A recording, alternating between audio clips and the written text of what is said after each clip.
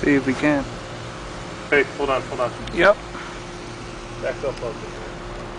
Just in case we have another flare up.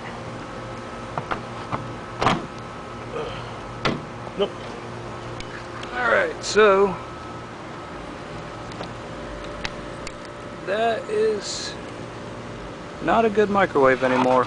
That's molten glass there. Oh, yeah. So I saw the flames erupt from the side of the microwave. I thought maybe there's something I don't quite understand going on, reflected load perhaps in the magnetron. I don't know, that's what I thought initially.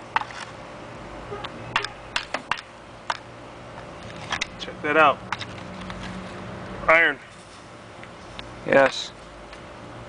That's entirely too much heat for from just the burning plastic. I think we just found the funnest way to set off thermite. Nah. This was way too messy. Messy's fun.